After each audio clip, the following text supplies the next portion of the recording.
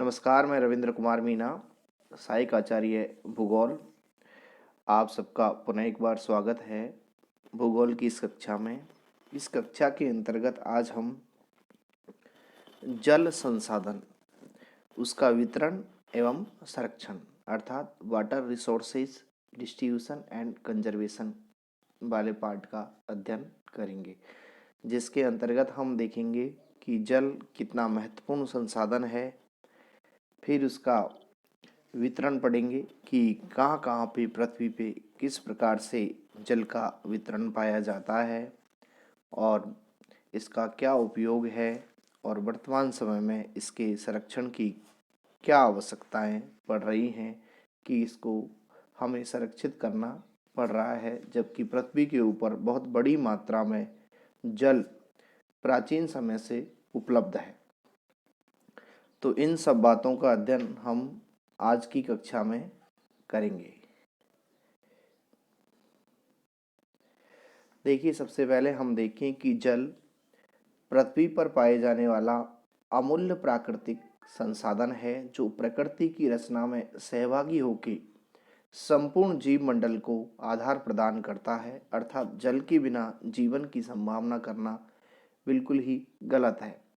यह प्रकृति में विभिन्न स्थानों पर विभिन्न रूपों में वितरित है और सदैव ही गतिशील रहता है। प्रकृति में किसी स्थान पर इसकी स्थिरता भिन्न भिन्न समय अवधि में रहती है। इसका स्वरूप और आकार परिवर्तनशील है। हम जानते हैं कि जल तीनों ही अवस्थाओं में पाया जाता है, ठोस, द्रव और गैस।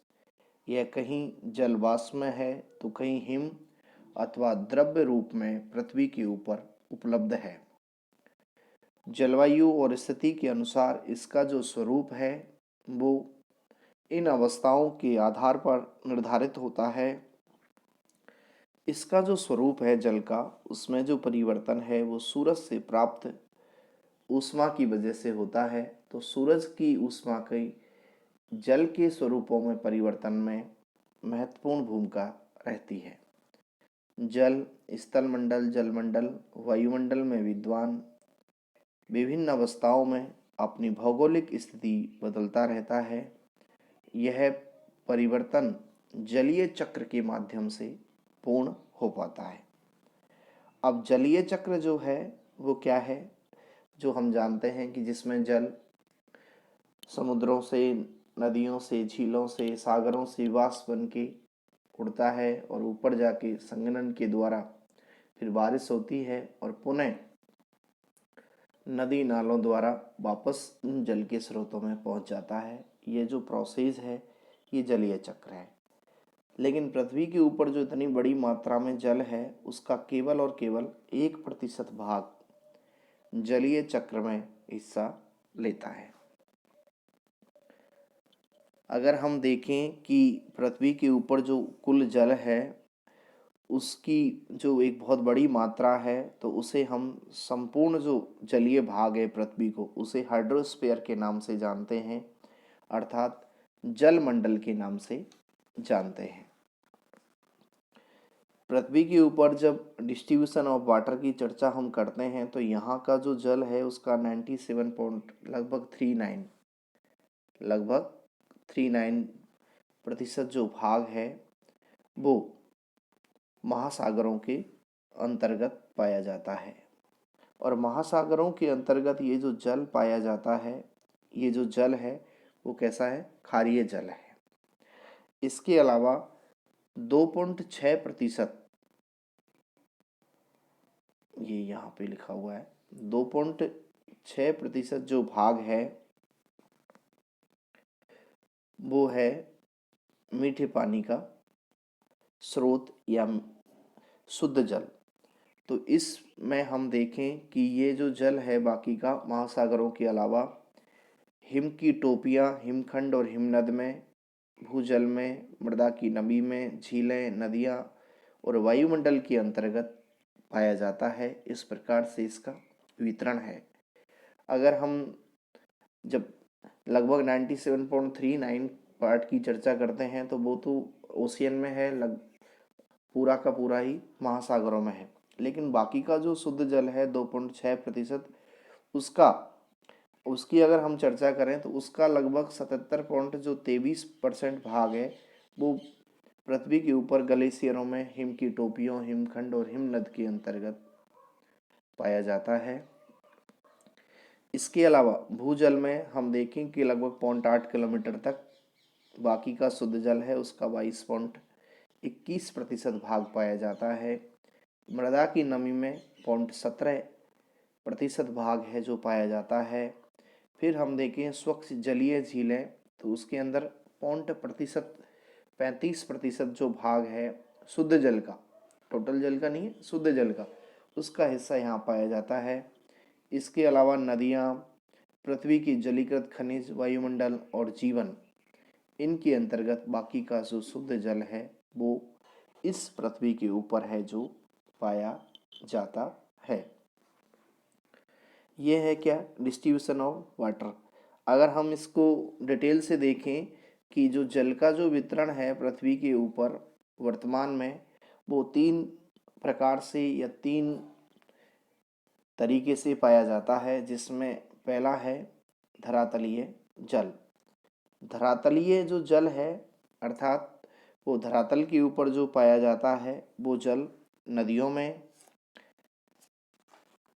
झीलों में, जिसमें विश्व की बड़ी बड़ी झीलें हैं, इसके अलावा नहरों में,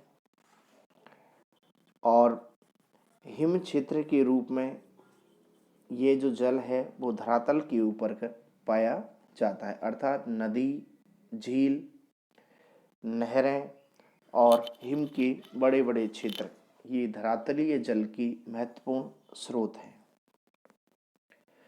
दूसरा है भूजल के स्रोत।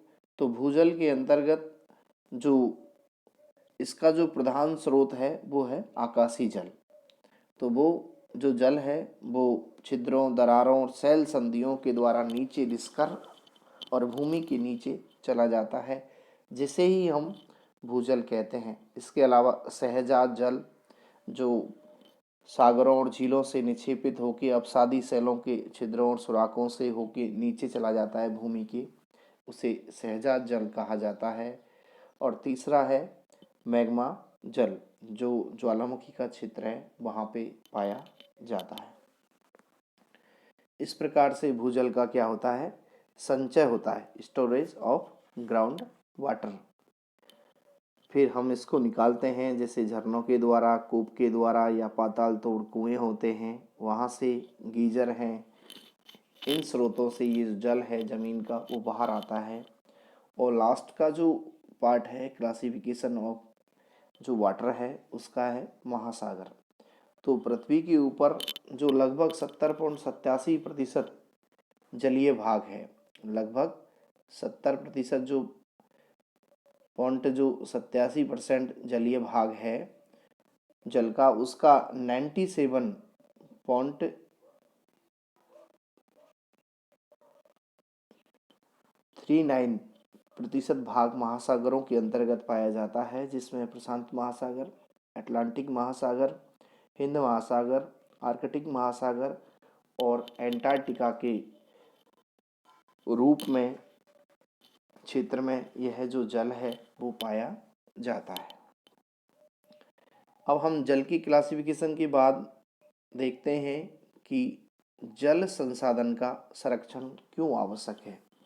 हम देख रहे हैं कि विश्व में जल संकट बढ़ता जा रहा है और लगभग दुनिया की 50% आबादी प्रत्यक्ष और अप्रत्यक्ष रूप से जल के संकट को महसूस कर रही है। अर्थात बहुत बड़ी आबादी को शुद्ध जल पीने के लिए उपलब्ध नहीं हो रहा है। हम जानते हैं कि ये जो समस्याएं है, इस प्रकार का जल संकट है, उनका जो उद्भव हुआ है वो केवल उसके लिए मानव ही क्या है, उत्तरदायी है। क्योंकि ये जो सारी समस्याएं हैं वो हमने ही पैदा की हैं, हमने ही जल को क्या कर दिया है, प्रदूषित कर दिया है। अब इसके संरक्षण की बात करें तो हमें सबसे पहले जल की प्रदूषण से क्या करनी होगी, सुरक्षा। अर्थात पृथ्वी पर उपलब्ध कुल जल जो स्वच्छ जल है यदि प्रदूषण मुक्त हो जाए तो जो दुनिया की वर्तमान जनसंख्या है उसकी आपूर्ति जलापूर्ति संबंधी कार्यों के लिए पर्याप्त जल पृथ्वी के ऊपर उपलब्ध है, बशर्ते हमें उसे प्रदूषण से बचाना है। दूसरा है जल का पुनर्वितरण, कि भू सतह पर पाए जाने वाला जो जल है वो समान रूप में वितरित नहीं है। वितरण का जो वर्तमान प्रतिरूप है वो भी संकट का कारण बना हुआ है। जैसे हम देखें कि अफ्रीका महाद्वीप में संसार की सर्वाधिक जल विद्युत संभावना पाई जाती है, क्योंकि यहाँ पे क्या है, जो भूमध्य रेखा है उसके आसपास जल की प्राप्ति साल भर बनी रहती है। लेकिन इसी अफ्रीका के उत्तरी भाग में संसार का सबसे बड़ा मरुस्थल है जो सहारा, जो पूरे वर्ष भर जल संकट से ग्रस्त रहता है। तो इससे क्या पता चल रहा है कि इसका जो वितरण है, क्लासिफिकेशन है, वो समान रूप से नहीं है। अगर हम इसका वितरण समान रूप से कर दें तो ये हमारी मांगों की पूर्ति कर सकता है और जल है जो संरक्षित रह सकता है। तीसरा है भूमिगत जल का विवेकपूर्ण उपयोग, क्योंकि जो ग्राउंड वाटर है उसका विश्व स्तर पर जल की जो आपूर्ति है उसमें लगभग 25% हिस्सा है।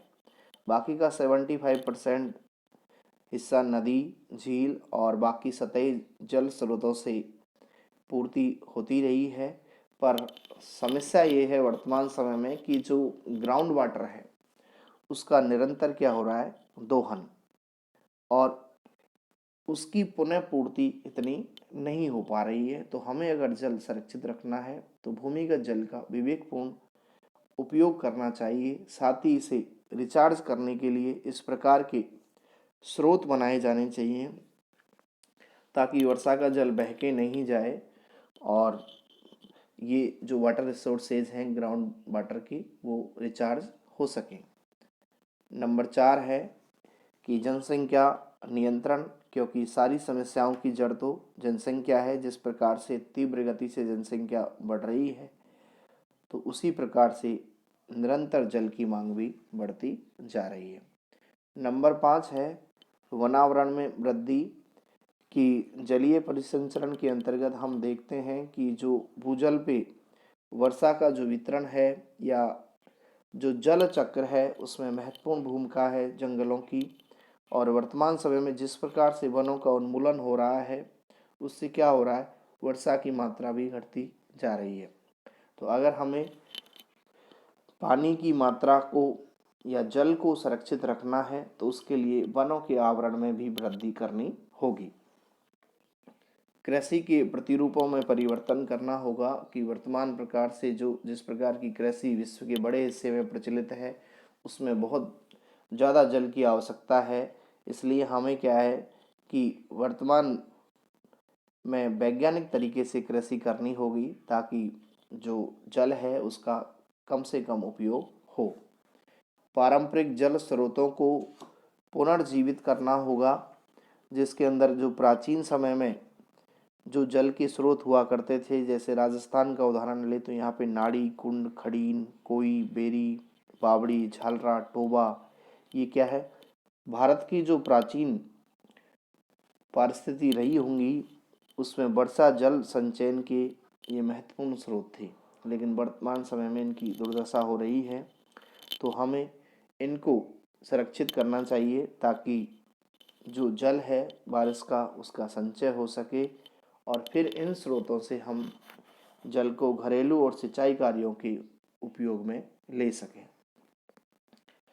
अन्य में हम देखें तो शहरी अपशिष्ट जल का भी पुनः उपयोग कर सकते हैं। नगर निकायों द्वारा जल का संरक्षण किया जा सकता है। सिंचाई की और उन्नत विधियों का उपयोग हम कर सकते हैं। उद्योगों में जल की बचत कर सकते हैं और फ्लड मैनेजमेंट कर सकते हैं, क्योंकि बहुत बड़ी मात्रा में जो जल है बारिश का वो बाढ़ के साथ बह के चला जाता है। तो ये महत्वपूर्ण जल संसाधन का वितरण और संरक्षण हमने पढ़ा कि जीवन अगर आने वाले समय में हम जिस प्रकार से मानव प्रोग्रेस कर रहा है, प्रगति कर रहा है, तो इस प्रगति को बनाए रखने के लिए मानव जीवन को सुखमय बनाने के लिए हमें जल का संरक्षण आवश्यक है, क्योंकि जल है तो जीवन है, जल है तो कल है। Thank you. नेक्स्ट पार्ट के अंदर हम एनर्जी रिसोर्सेज की चर्चा करेंगे। धन्यवाद।